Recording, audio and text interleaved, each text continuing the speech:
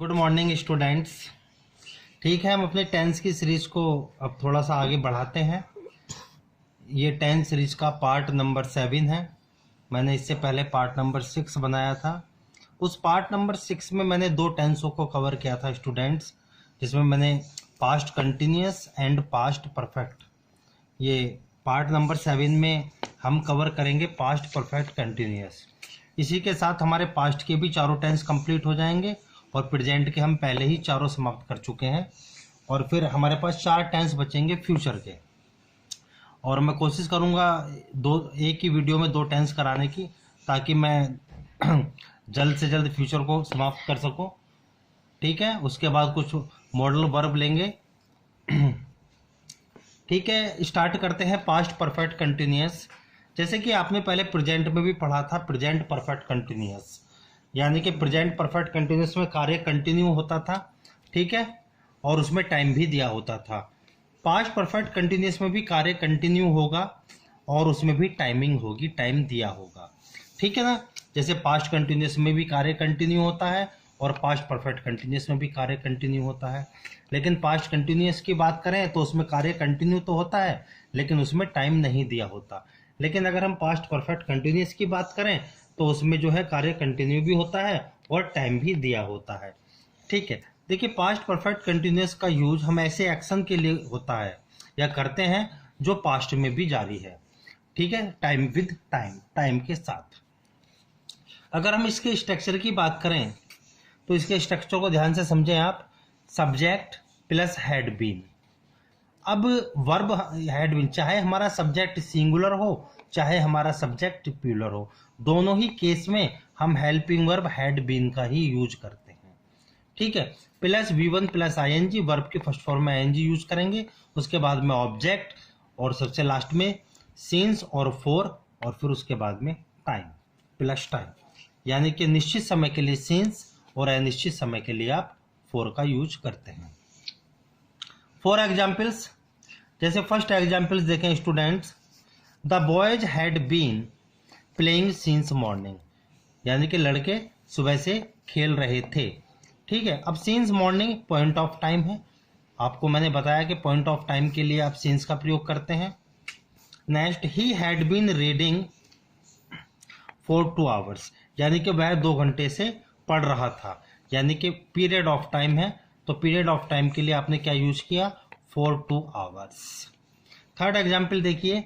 His elder sister had been dancing for 3 hours, यानी कि उसकी जो सिस्टर है वो 3 घंटे से नृत्य कर रही थी। तो हमने अनिश्चित समय पीरियड ऑफ टाइम के लिए क्या यूज किया स्टूडेंट्स, 4। पीरियड ऑफ टाइम के लिए 4 आता है। नेक्स्ट एग्जाम्पल देखिए। They had been living in Kanpur for 3 years, यानी कि वह 3 साल से कानपुर में रह रहे थे।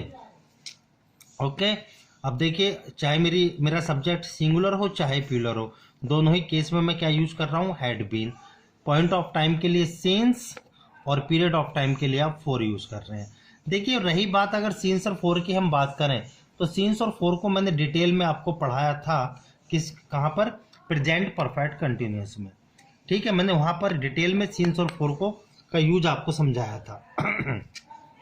अगर जिसने नहीं देखी तो वो प्रेजेंट परफेक्ट कंटिन्यूअस की वीडियो को देखें, उसे सिंस और 4 वहां पर मैंने डिटेल में समझाया है। देखिए, सिंस का प्रयोग मैं थोड़ा सा यहाँ भी समझा रहा हूँ आपको। जब हम सिंस की बात करते हैं तो वो पॉइंट ऑफ टाइम के लिए, और 4 की बात करते हैं तो पीरियड ऑफ टाइम के लिए यूज किया जाता है। जैसे फॉर एग्जाम्पल, सिंस मॉर्निंग निश्चित समय है, सिंस 1990 पॉइंट ऑफ टाइम है, सिंस लास्ट ईयर ये भी पॉइंट ऑफ टाइम है। For long time period of time है, फॉर 5 ईयर्स ये भी पीरियड ऑफ टाइम है, चाहे मैं कहूँ for 3 hours, for some times, सब पीरियड ऑफ टाइम है। फॉर द लास्ट ईयर ये भी पीरियड ऑफ टाइम है। जैसे कि मैंने जब प्रेजेंट परफेक्ट कंटिन्यूअस की वीडियो बनाई थी उसमें आपको बताया था कि यदि लास्ट वर्ड से पहले आर्टिकल दी का यूज नहीं होता तो वो पॉइंट ऑफ टाइम कहलाता है, तो उससे पहले आप सिंस का ही प्रयोग करेंगे। लेकिन अगर लास्ट से पहले आर्टिकल दी का प्रयोग है तो वो पीरियड ऑफ टाइम कहलाता है, उससे पहले हम 4 का ही यूज करते हैं। ठीक है, आगे बढ़ते हैं अपनी वीडियो को लेकर। बात करते हैं निगेटिव सेंटेंस की। देखिए अगर हम निगेटिव की बात करें तो इसके स्ट्रक्चर को ध्यान दें। Subject plus had not been, हमें करना क्या है, हैड बीन के बीच में नोट को लिखना है।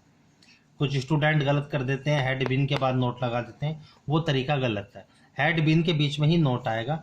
Plus V1 plus ING, verb की फर्स्ट फॉर्म में आप ING ऐड करेंगे, प्लस ऑब्जेक्ट प्लस सीन्स और फोर, पॉइंट ऑफ टाइम के लिए सीन्स और पीरियड ऑफ टाइम के लिए फोर, प्लस टाइम। ठीक है, 4 एग्जाम्पल्स देखें आप।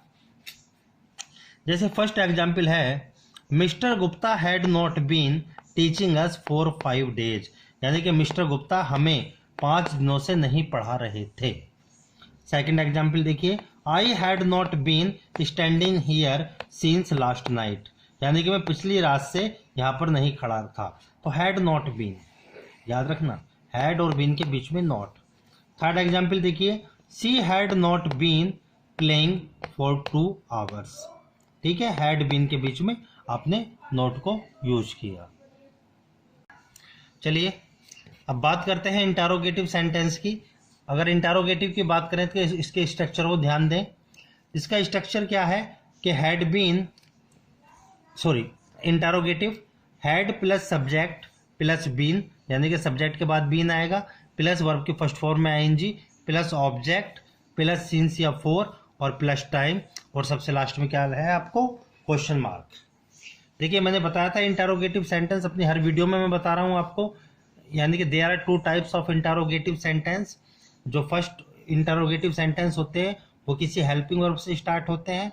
सेकंड वो इंटरोगेटिव सेंटेंस होते हैं जो किसी क्वेश्चन वर्ड से स्टार्ट होते हैं।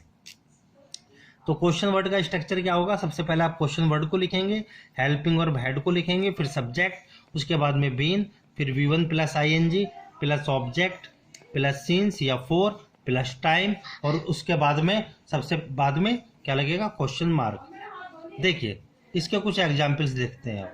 पहला एग्जाम्पल देखिए आप, had the girls been singing songs since morning.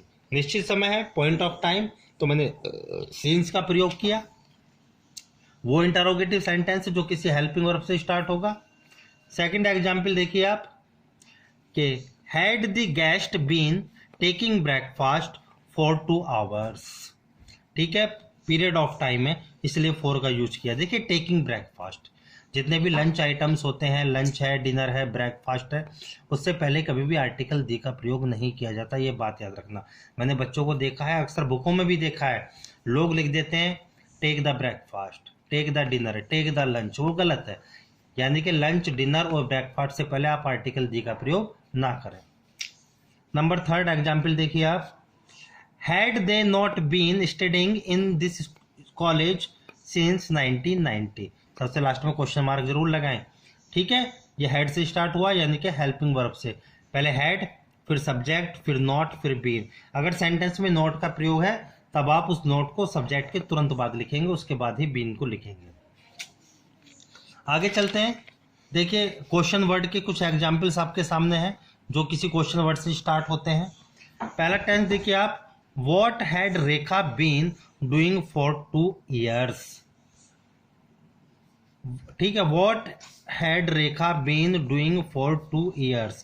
ठीक है, इंटरोगेटिव शब्द व्हाट से स्टार्ट हुआ, उसके बाद में हेल्पिंग वर्ब, सब्जेक्ट और बीन। सेकंड एग्जाम्पल देखिए, why had the children been making a noise for 10 minutes।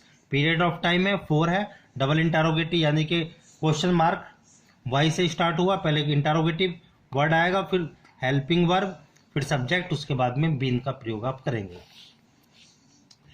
चलिए third example, where had you been standing since morning, यानी कि सुबह से। ठीक है, अब देखिए वेयर क्वेश्चन मार्क है, फिर हैड, फिर सब्जेक्ट, फिर बीन। नेक्स्ट एग्जाम्पल देखिए, example number 4,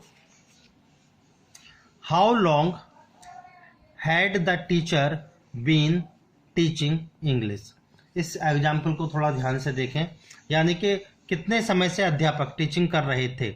how long had the teacher been teaching English. Student, how long कहने का ही मतलब है कितनी देर से। जब हम कितनी हाउ लॉन्ग की बात करते हैं तो बात ही मतलब है कितनी देर से, यानी कि मैं टाइम की ही बात करता हूँ। एक बात याद रखें, अगर जो भी सेंटेंस हाउ लॉन्ग से स्टार्ट होगा तो उसके उस टेंस में आप सीन्स या फोर का यूज ना करें, क्योंकि यहीं से टाइम शो हो रहा है, तो आपको सीन्स या फोर लगाने की आवश्यकता नहीं है। नेक्स्ट एग्जाम्पल देखिए, last example, who had been teaching this class since January, यानी कि इस क्लास में जनवरी से कौन पढ़ा रहा था, हु हैड बीन। ठीक है, बात समझ में आई, क्योंकि हु बात करता है सब्जेक्टिव केस की। ठीक है, उसके बाद में नोट करके मैंने नीचे भी लिखा है, जरा ध्यान से समझ लें कि अगर कोई सेंटेंस हाउ लॉन्ग से स्टार्ट है उसमें आप सीन्स और फोर का प्रयोग ना करें, मैंने लिखकर काट दिया। Thank you students.